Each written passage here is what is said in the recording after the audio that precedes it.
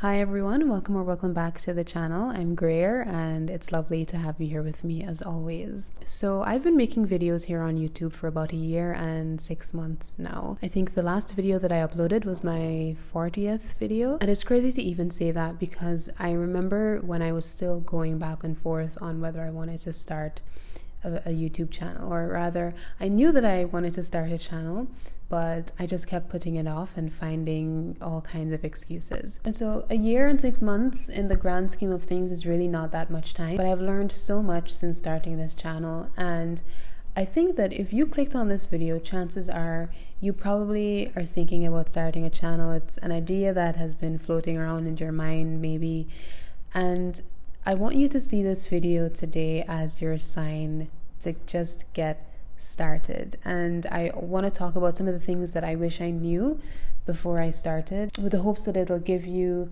that extra push that you need and that extra bit of reassurance that you can do it and there really is nothing stopping you. One of the first things I will say is that I really wish that I didn't care as much as I did about what other people thought or what I imagined they would think about me starting a YouTube channel. And I think if you're somebody like me who is introverted, you're not really known to be outgoing or to put yourself out there, I think it's really easy to get bogged down by the idea of what other people will think about you starting a channel. Thinking about people from maybe your high school or distant relatives, or maybe even your co-workers finding your channel and thinking, oh, that's kind of cringy, why is she doing that? It's especially easy to go down that line of thinking when you don't have a clear why. Why are you starting this channel? You probably have your own whys already, but just to share some of the things that I think YouTube can really do for you. Maybe you want to learn some new skills. There's so much creativity involved in YouTube. You've got to come up with the ideas, of course, for videos. You have to, plan out the videos, script them. You have to then film, sit down in front of a camera, start to build that confidence in your speaking abilities and sharing your ideas. Of course, you also have to edit, and then you have to make thumbnails that will really capture an audience. I will say that I came into this already having a background in media, so maybe you're someone like that who has a similar background, or maybe you have never edited a video before, and so it might be a bit more of a challenge for you. But I think you learn so much once you start doing it, and there's so many resources out there that can teach you to how to use Final Cut Pro or Adobe Premiere. There are YouTube channels that are dedicated to how to make good YouTube videos, and so there's really no excuse in that regard. Maybe your why is that you want to build a community, and that is something that YouTube is so good for.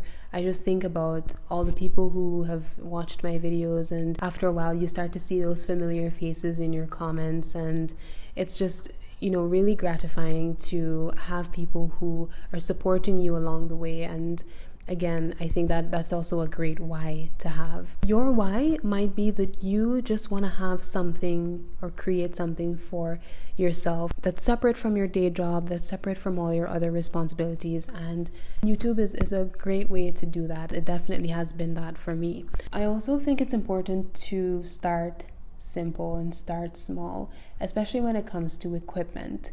Now, I think we are really lucky these days because most of us have smartphones. They're extremely capable when it comes to video and audio recording.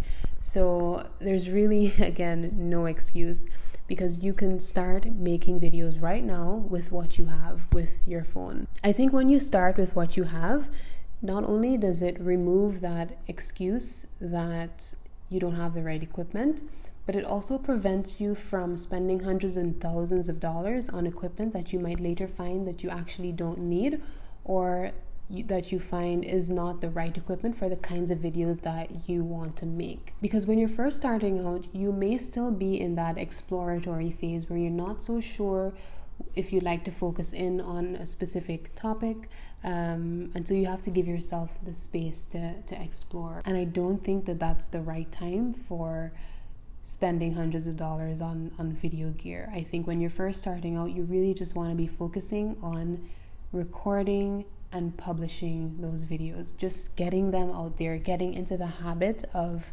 making videos consistently.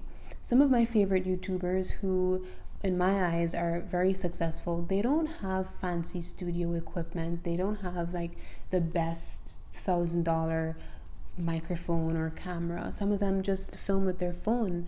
There's free editing software that you can use as well, and then of course uploading to YouTube is free. And the final thing I will say about gear is that sometimes it can really just create more friction than there needs to be, especially when you're first starting out.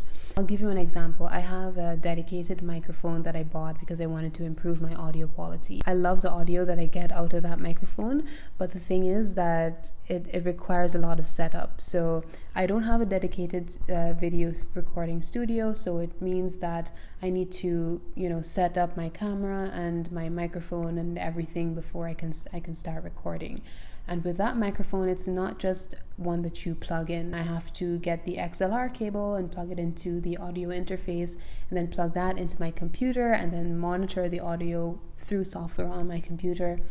And so I think when you're starting out, having all of those extra steps just creates more friction that can really discourage you. So again, just start small, start simple, start with what you have, and then as you discover more about what you like to make, the kinds of videos you like to make, you'll be able to make more informed decisions about the kind of equipment that's right for you. In the beginning, I also wish that I was more intentional about how I was using my time. I took it for granted in the beginning because I wasn't working full time, and so I had more hours in the day to dedicate to YouTube.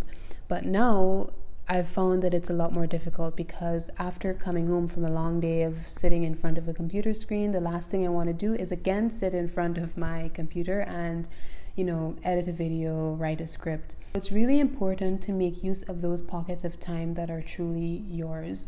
And you might find that requires you to stop scrolling through TikTok mindlessly, or to at least spend less time doing it. And I'm preaching to myself here. I think even if you have a 9 to 5, there's still the weekends, there's still the evenings when you come home. You will find that you'll have to reallocate some of that time to scripting, brainstorming new video ideas, or editing, or making a thumbnail. And that is just something you're going to have to be okay with if you want to make this work. Before I started, I think I also wasted a lot of time trying to define a niche for myself before I even started making videos.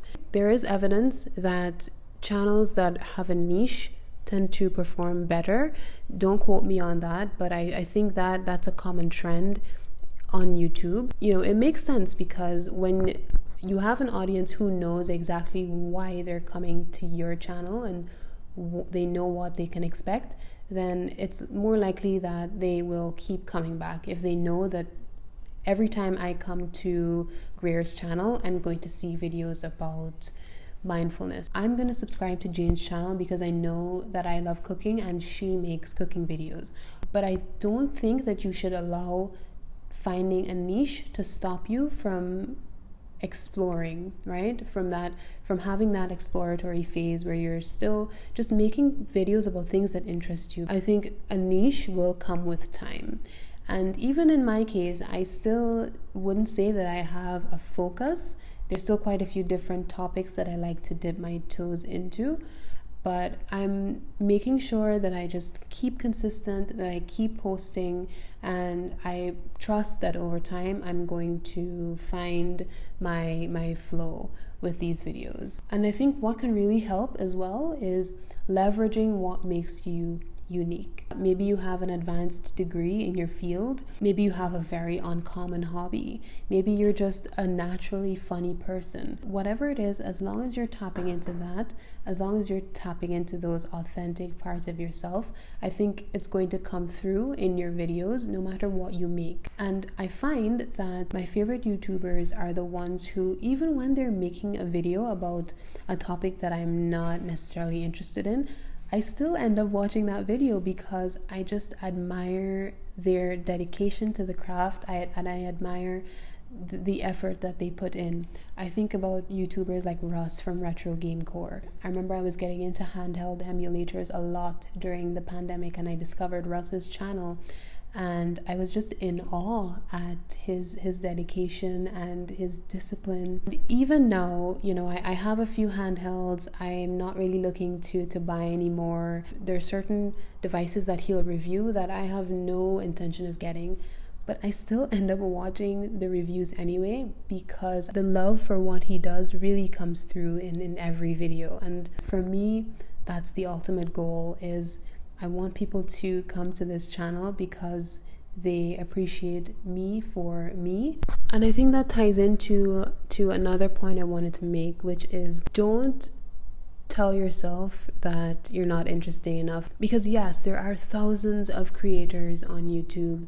There's so many different people who have interests that are similar to yours, that are making videos that are similar to what you want to make. But I want you to think about, if your favorite artist, if your favorite musician had said, you know, there are just way too many singers in this world, I don't want to, you know, throw my hat in the ring. Or if your favorite author had said, you know, there are just way too many people writing books these days, I don't think I'm gonna try it out. Think about all the great content that you would not have. And I think it just goes back to the idea of not discounting yourself, not telling yourself no before you even have the chance to get started. You never know whose feed you're going to end up on. You never know who is going to resonate with your story. And I think that's the beauty of YouTube, is that there are just so many different niches, so many different personalities, so many different pockets of this platform where people are just happily existing, making their content and forming their communities. Again, you just have to tap into what makes you unique, and you're already at an advantage with that, because there is no one like you. You are one of one. And also try not to tie yourself down to one format. You know, you don't just have to do vlogs, you don't just have to do sit down videos. There are channels that are faceless. There are channels where people don't do any voiceovers. It's just the video, music, and text. There's so much that you can do here, and I promise you there will be an audience for it. It's also very easy to get caught up in the numbers. So how many subscribers you have, what your watch time is. You'll probably find yourself on that YouTube analytics dashboard just obsessing over the numbers. But I want you to remember that you have to be okay with not growing exponentially overnight, because it hardly happens. You have to be in this for the long haul. You have to be willing to fail sometimes. You have to be willing to have videos that don't perform well. You cannot judge yourself on those first videos. I will say that for myself as well, looking back on some of my first videos as well. There are definitely things that I would have done differently, but that's the beauty of it. I can see my growth since the first video that I posted. And you have to be willing to not be perfect, and that's really the only way that you can improve. Don't pay too much attention to the numbers, especially in the beginning, because those numbers are not going to tell the full story, and you have to give yourself time to grow. Some of it is also just chance. You know, I've seen people on YouTube saying that they've been posting videos for years, and then, you know, there's one video that will suddenly start performing really well. And so it's also the algorithm that we can't necessarily control. And so you have to be open to any number of possibilities on this platform. Hopefully you enjoyed this little chit chat. Hopefully it gave you some encouragement, the push that you really needed to finally get started with YouTube. If you enjoyed this video, remember to leave a like and subscribe. Thank you so much for watching. Take good care, and I'll see you in the next video. Bye.